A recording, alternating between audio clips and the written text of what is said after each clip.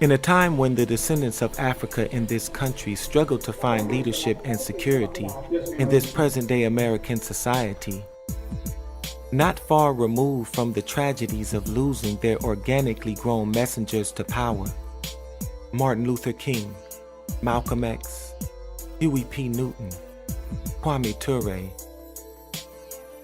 If these leaders are genuinely mourned for their outstanding performance in the defense and the preservation of so-called Black people's human rights, then let us never forget there is still one among us.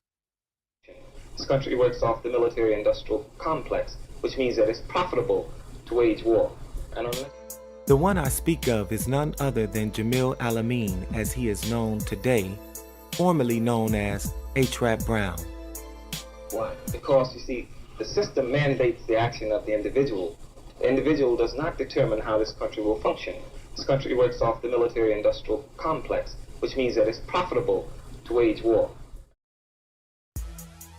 Jamil Al-Amin is still behind bars, convicted of murder charges, even though his case was riddled with several inconsistencies and many gaping holes. Al-Amin said in a statement that he is a victim of a government conspiracy. When one analyzes the many contradictions, one realizes that his case reeks with the smell of COINTELPRO operations, which were and still are designed to malign, discredit, and criminalize so-called Black leadership. In the early 1960s, Kwame Ture, formerly Stokely Carmichael, and Jamil Al-Amin, formerly H. Brown, formed the Black Panthers of Alabama in order to provide armed security for the descendants of Africa in the South. This protection was necessary because of the racist so-called whites who did all they could to prevent so-called Blacks from attempting to register to vote, although it was their constitutional right to do so. Kwame Ture coined the phrase Black Power during the Meredith March in Mississippi, 1966, and in 1967 he became the Prime Minister of the Black Panther Party for self-defense. H. Brown became the Minister of Justice of the Black Panther Party in 1968. As a result of the merger between the two organizations, the political ideology of Malcolm X was introduced into the Black Panther Party, and H. Brown was introduced to the youth. He was convicted even though many questions remain unanswered. Although he had yet to be identified as the shooter, the manhunt to capture Al-Amin began the same day of the shooting. Also, the shooter was reported to have been shot by one of the officers. Officers even followed a trail of blood from the scene. However, when Al-Amin was captured, he had no gunshot wounds, and he was not bleeding.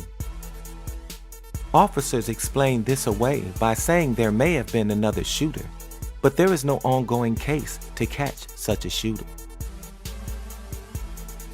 Again, the man who was described by the surviving officer was 5'8" inches tall with gray eyes. Jamil Al-Amin is 6 feet, 5 inches tall.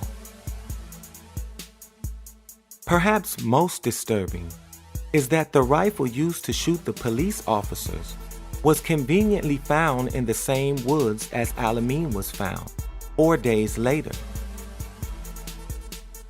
Why would he keep the weapon that would prove he killed a police officer and leave it in the same area he was hiding?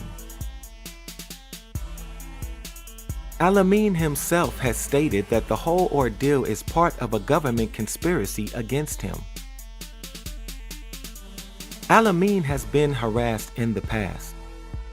According to Al-Talib Muslim News magazine at UCLA, they reported on August 17, 1995, Imam Jamil Al-Amin was arrested in connection with the July shooting of a man in Atlanta.